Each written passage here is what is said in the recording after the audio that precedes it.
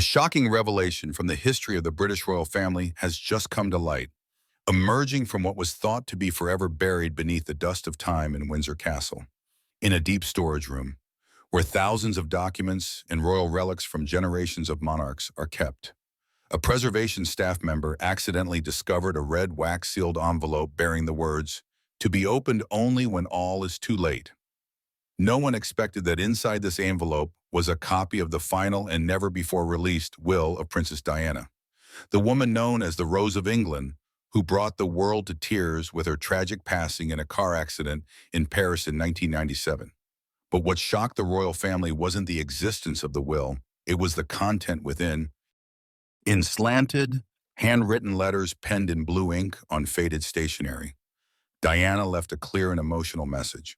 All her most precious personal items, from the iconic sapphire jewelry set, unpublished handwritten letters, to the diary chronicling her most intimate thoughts during her years of pain, would be left to one particular person, Catherine Middleton, not William, not Harry, and certainly not Camilla, the woman long seen as the third party in Diana's marriage, and who now holds the title of Queen Consort of the United Kingdom.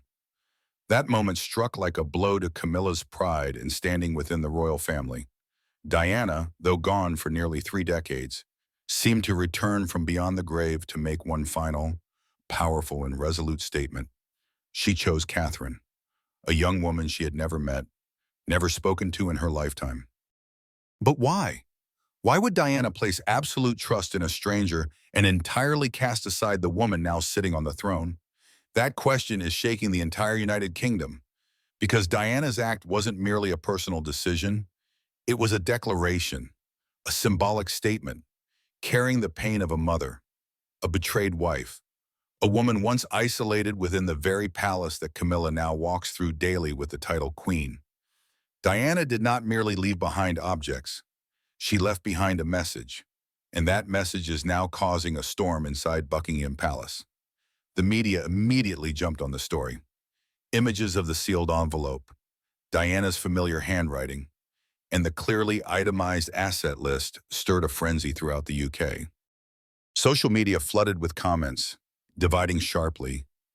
Some praised Diana for her foresight in trusting Catherine, who would later become a role model for the 21st century monarchy. Others questioned whether this was a deliberate act to exclude Camilla from her legacy, a final word to close the years of pain caused by betrayal.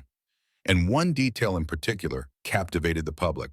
In a handwritten letter attached to the will, Diana wrote, "I have never met her, but a mother's heart tells me that Catherine is the one who can guard William's soul.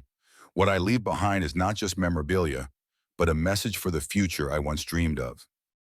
Why did Diana write this? Did she sense that Camilla's shadow would one day loom over the throne?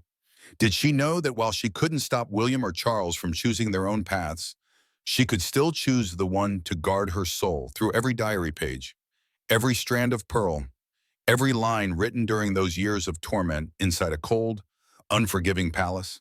This revelation not only left the royal family reeling, but also pushed tensions between Catherine and Camilla to unprecedented heights.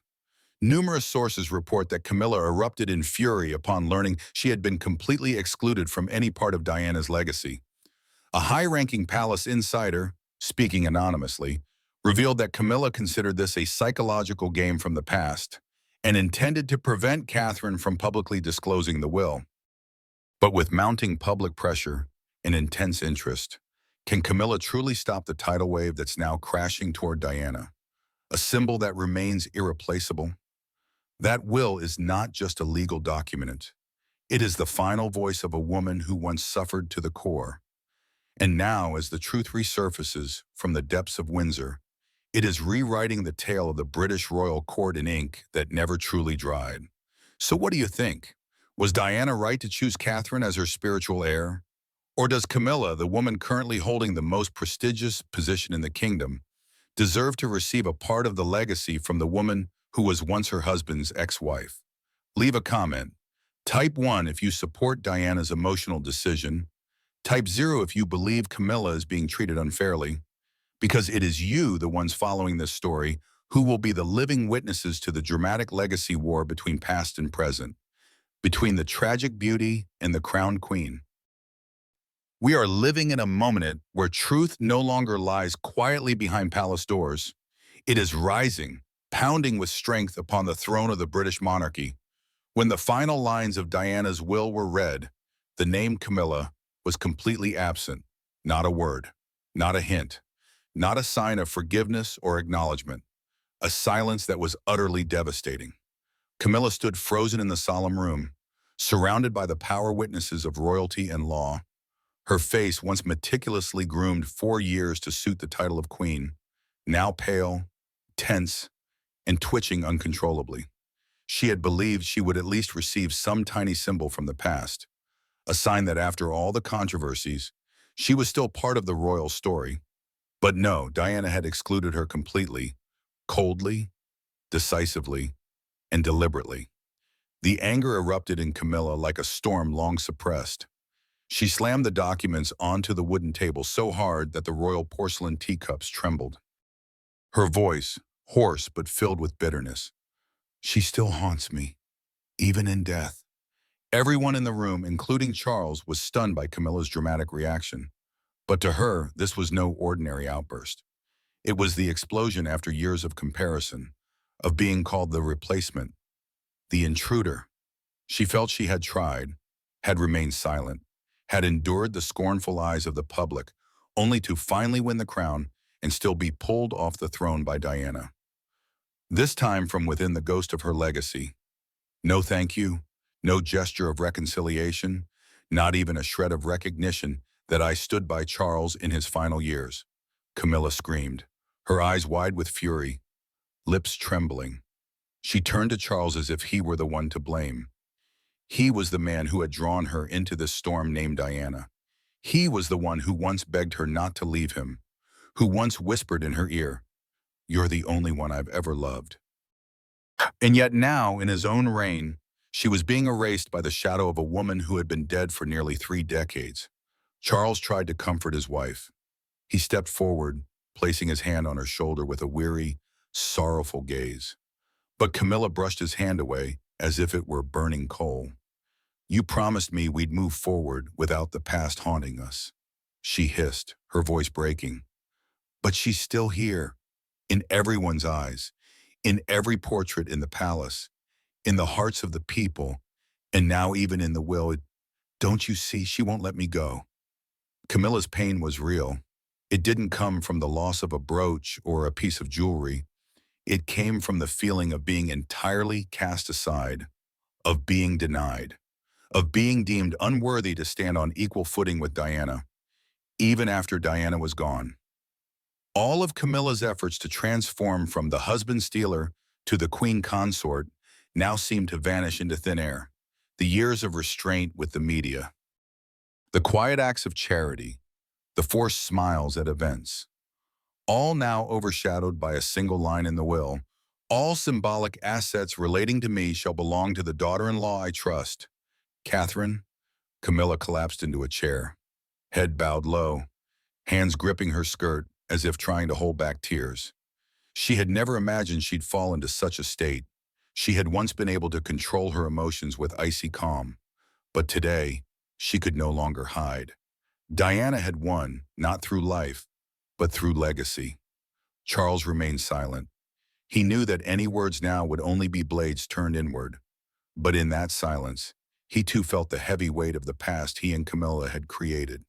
A past now pressing down on the present, and perhaps the future of the throne. "What more do you want?" Charles asked softly, more a sigh than a question. "You are queen. You are here by my side." Camilla looked up, eyes red. "I want to be acknowledged. I don't want to be forever the despised shadow. I don't want to spend my life under the pitying stares of others." That sentence echoed through the ice-cold room like an unspoken pain from a woman mocked by fate. She did not choose this life. She chose love. But that love branded her as a villain for life. And now, even after reaching the peak of power, she was still dragged down by the name Diana. The question remains, is Camilla's rage justified? A woman who once loved fiercely, was once scorned, endured decades to be accepted, Does she have the right to feel hurt when excluded from the royal legacy? Or should she be the one to learn to forgive, to move past the looming shadow and let history decide who the true queen is? And if Diana herself chose not to mention her in the will, could that also be a way to close the past? A final period to the endless memoirs of pain? Or perhaps it was Diana's last way of telling Camilla, I never accepted you, and I never needed to, not in this life, and not even in death.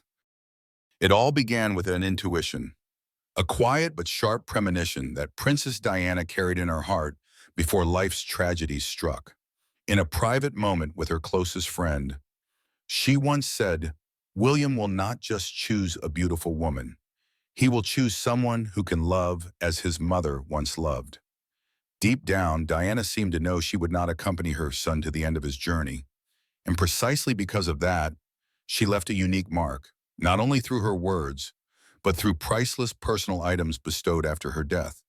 Those items were not mere possessions, but vision, legacy that Diana intended one woman to inherit. No one expected that woman would be Catherine Middleton. In Diana's secret will, 3 specific items were directly left to William's future wife: a sapphire choker that had been her favorite piece of jewelry, an emotional handwritten letter, and a diary filled with reflections, pain, and the infinite love she had for her children. Catherine's name never appeared in those lines, because when the will was written, they had never met.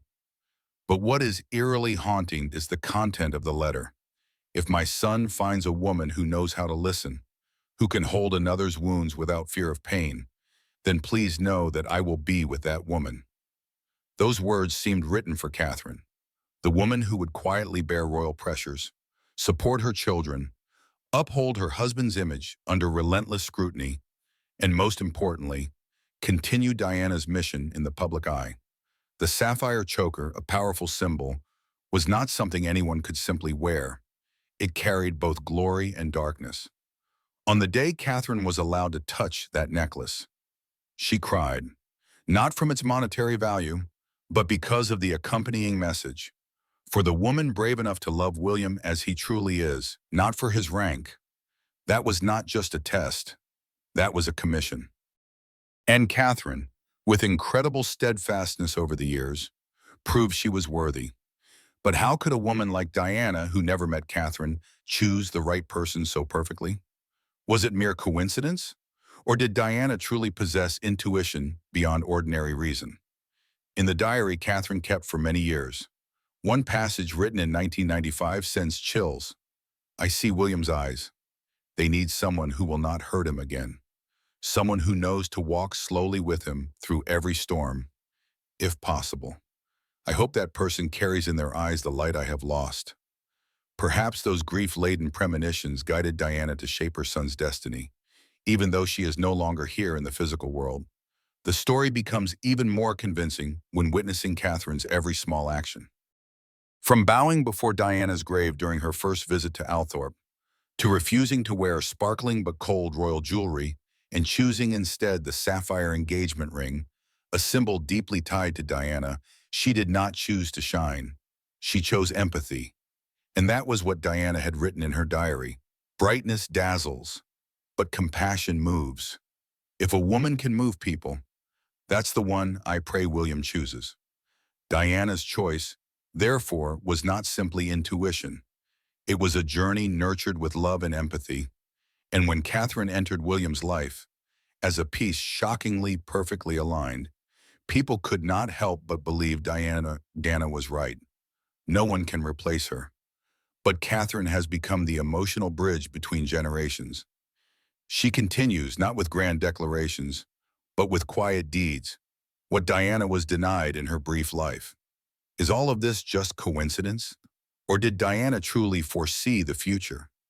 Perhaps there will never be a definitive answer. But in the hearts of millions of Brits and people around the world, that choice has been confirmed through time, through Catherine's growth, through the image of a wife standing behind William, yet shining in her own way. Some say because Catherine carries Diana's spirit, she has become inviolable in the public's eyes. No one can hate a woman strong enough to endure yet gentle enough to forgive. And if Diana truly saw something ahead, it was not the appearance, lineage, or status of her heir, but the heart, a heart that loves in silence, endures with pride, and lives fully with the shadow of a legend without being consumed by it. Catherine embodies exactly that, the vision Diana left behind, not through stirring speeches, but through tears, diaries, and ultimately unconditional trust in her son's future. Was it luck, fate, or a whisper from a mother who still watches from somewhere beyond? We may never know. But one thing is certain, Diana's legacy has never truly vanished. It is simply reborn through Catherine. If you also believe that a mother's deepest instincts can transcend death to shape the future, share this video to spread the vision Diana left behind. Let the world see that compassion, empathy, and true love never fade. This isn't just the story of one icon. It's a symphony bridging past to present, where women like Diana and Catherine forever make us believe in better things in a chaotic world. The moment she was handed the crown that once belonged to her late mother-in-law, Catherine couldn't hold back her emotions. Silent tears rolled down her cheeks, not for wealth or glory, but for the weight of memory. That crown had once rested on the golden hair of Diana, the woman who was betrayed, wounded, but who never stopped radiating compassion. Catherine understood clearly. That moment was not just a personal milestone, but the passing of a mission, the continuation of the light Diana once kindled with her kind heart and elegant style. She gave no speech. No words were needed. Her calm expression, the shimmer in her eyes, and the way she placed her hand on the crown said everything. There was no arrogance in her heart, only responsibility. A responsibility so immense it was suffocating. To preserve the memory of Diana not as a ghost haunting the royal family, but as a humanitarian symbol that would never fade. And then something strange happened. The atmosphere in the palace changed. Those who once looked at Catherine with suspicion, scrutiny, or even contempt because of her common background suddenly became more cautious, more subdued. Palace staff began treating her with noticeably more reverence. No longer was she simply Catherine Middleton, the wife of Prince William. She was now seen as the embodiment of a precious value long lost. In each of her gentle steps, they felt a part of Diana returning, not as a shadow, but as a soul revived in the ritualistic but emotionally barren world of royalty. Camilla, of course, couldn't help but feel it. She was no longer the unwelcome second mistress of the house, but neither could she walk unchallenged into a space that once belonged to Diana without being scrutinized. Every time Catherine appeared wearing the crown, Camilla's gaze turned colder. No one spoke of it, but the entire royal family could sense it. A silent war was underway, not over political power, but over the right to be recognized as the nation's spiritual icon, a title Camilla had long craved but never attained. Outside, the public, those who once wept for Diana on that fateful night, began to feel a renewed belief. Social media flooded with images of Catherine wearing Diana's crown, accompanied by moving captions. She is the one Diana chose. Diana never truly left. Catherine brings light back to Windsor Palace. Phrases like living legacy, elegant heir, or the new Diana appeared frequently in newspapers across the UK, the US, France, and Australia. The admiration for Catherine was no longer confined to one kingdom, it spread worldwide. As if the world's heart had found a new symbol to trust, love, and hope in. However, behind all that glory lies a simmering and haunting question. Can Catherine carry Diana's legacy while still preserving her own identity? Or will she forever be compared, forever placed within the mold Diana left behind, only to be suffocated by the very expectations the public is imposing on her? Catherine is not Diana. She didn't grow up in an aristocratic family. She doesn't possess the rebellious beauty or the early fame. She is a woman of the modern age, calm, intelligent, patient, and not driven by emotion. But that, precisely, is what worries many. Is a Catherine who is too composed, too safe, capable of inspiring others the way Diana once did? Will she dare to speak the truth when necessary? Or will she be swallowed by the whirlpool of protocol, duty, and power struggles within the royal court? That question remains unanswered. But one thing is undeniable. Catherine now stands at a crossroads in royal history. On one side lies the glittering past, dazzling, but all-consuming.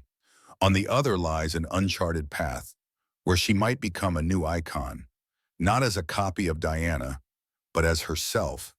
And that, perhaps, is the harshest test that fate has placed upon the woman wearing the tear-stained crown. It all began with a will thought to have rested quietly for nearly 3 decades, suddenly unearthed like a sharp blade cutting into the very core of those still alive, especially King Charles III. After years of suppression, concealment, and avoidance, he is now forced to face a bitter reality. Diana never truly let go. Not through words, not through public opinion, but through a legacy as weighty as destiny, the will leaving the crown to Catherine, a woman who evokes in the entire United Kingdom the image of the Diana of old. And at that very moment, the internal strings in Charles began to snap. One by one, he has never been one to show emotion easily. But in recent days, people have noticed an unusual solemnity in the 76-year-old king. Charles is not collapsing from illness, but from the silent conflicts tearing his heart apart. On one side is Camilla, the wife he once defied the institution to protect, the woman he once called the love I could not give up. On the other is Catherine, his beloved daughter-in-law, who carries the aura of Diana and is now the living symbol of the people's will. In Charles's heart, no one can replace Camilla, but neither can anyone deny Catherine. The situation grew more complicated as royal advisors, media outlets, and the public began offering conflicting arguments. Tabloids shouted, "Catherine, the true queen of the people." Veteran commentators boldly asked, "Is Charles opposing Diana's legacy?" Meanwhile, millions across the UK and the world began openly expressing support for the Princess of Wales. They left flowers outside Kensington Palace with notes reading, "Diana would smile seeing Kate wear that crown." And then, the truth Charles had long tried to deny could no longer be hidden. The people had chosen. For Charles, it was an invisible but devastating slap. Since when had loyalty to Camilla, the woman he sacrificed everything to marry, become the reason for public alienation? And since when had the name Diana, the woman he once saw as the mistake of his life, gained such power that it could determine the future of the throne after him? On sleepless nights at Balmoral, people saw him standing silently for hours before Diana's portrait, his eyes heavy with sadness and inner conflict. Within the cold stone walls of the royal palace, Charles is desperately trying to hold the family together. He convenes meetings with William, with close advisors, even with Camilla, who is becoming increasingly unstable upon realizing that the crown she once thought was hers forever is now under threat from an unforgiven past.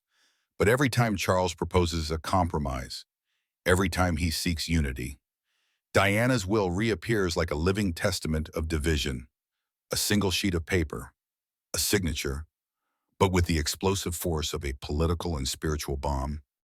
Charles understood that he stood before a royal crossroads.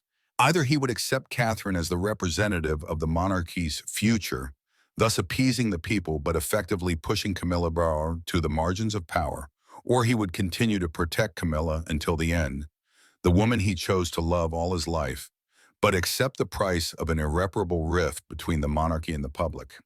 Whichever path he chose, the name Diana remained a shadow he could not surpass.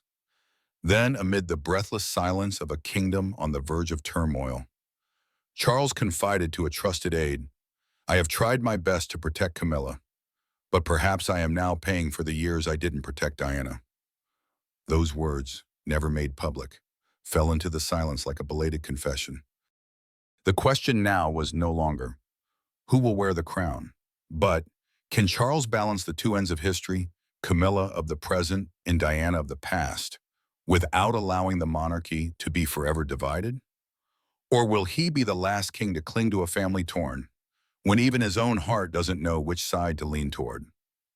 This struggle isn't only unfolding outside, between the public and the media, It's quietly raging within the mind of the most powerful man in the United Kingdom, the husband, the father, and the keeper of the royal family's most painful secrets over the past half-century, and the final decision, if it ever comes, may not emerge from the throne, but from the haunting specter named Diana that Charles can never fully let go of. Although Diana's will was never widely published, what remained in the public's memory is the living legacy, her compassionate actions, bold choices, and the times she stepped beyond royal protocol to embrace an HIV-positive child, to hold the hand of an amputee soldier, to cry amid Angola's minefields. From those came her undying legacy. She needed no crown, no title. She imparted a soft power that few subsequent monarchs could match. It was the power of humanity. The mere mention of her name could make all of Britain pause. And now, in the proud yet gentle figure of Duchess Catherine, people see Diana not through appearance, but through way of life. It is no coincidence that Catherine has become the most beloved royal over the past decade. Though she doesn't speak often, doesn't break rules like Meghan, and isn't as flamboyant as Diana once was, she makes the British public believe that Diana's most beautiful and noble qualities still live on. That is compassion. The unwavering look through personal crises to remain her husband's spiritual pillar, the grace in visiting sick children in hospitals while facing her own illness, the gentle but steadfast protection of her children's privacy in a harsh media world. To the public, Catherine is not just a symbol, she is a convincing continuation of the legendary mother-in-law, Princess Diana. Conversely, Camilla, though seated on the throne as queen, is overshadowed by the past. She has all the power, prestige, even unflinching loyalty from King Charles III, yet she lacks what she most craved, the recognition of the people, at every major event, from Queen Elizabeth II's funeral to coronations. Camilla's presence is compared to Diana's in an unspoken rivalry. The public seldom states it outright, but their gaze, their expressions, and even their applause define the boundary. One side respect and love, the other mere conditional acceptance. What hurts Camilla most may be that Catherine, the daughter-in-law she once saw as an ally, has become the figure who eclipsed her, not because Catherine meant to, but because Catherine didn't have to try to capture the public's heart. A heart Camilla, despite a lifetime of proving herself, still cannot access. Camilla lacks an iconic legacy. She lacks acts that transcend personal limits to become global inspiration like Diana did. And that isolates her from any conversation about the monarchy's future. The question now is, will Diana's legacy continue to shape the monarchy's future?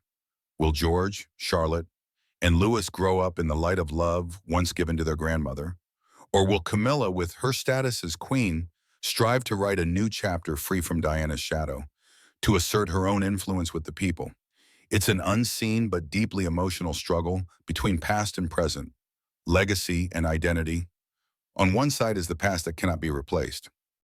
On the other is the present trying to assert itself, and between them lies the public's right to decide who truly holds their hearts. Legacy is not measured by a crown, but forged from trust, genuine emotion, and an invisible connection between a person and millions of hearts. And with all that, Diana still lives, in every beat of Britain's heart. Will the monarchy overcome the deep cracks in public trust and move to a new chapter? Or will it continue to be haunted by past mistakes that Diana, through her life and death, unintentionally revealed? Every line of Princess Diana's will didn't just divide assets. It carried an undying message of compassion, dedication, and hope for the next generation. And now Catherine, the calm-faced woman with a courageous heart, carries the torch. Unlike that grandeur, Camilla, though queen, remains marginalized in the story, not for lack of effort, but because past breaks in trust remain unhealed in the public's mind. Between Diana, the departed yet ever-present symbol, and Catherine, the devoted successor quietly writing the next chapter, Camilla seems small, isolated in the very palace she reigns. What do you think? Can Catherine bring the renewal to the monarchy just as Diana did? Leave a comment with 1 if you believe Catherine is the future, or 0 if you feel Camilla deserves recognition. Don't forget to like, share, and subscribe so you don't miss the next episodes in the Royal Drama Chronicle. From Diana's secret will to Catherine's rise, this story shows that love and compassion have the power to shape an entire monarchy.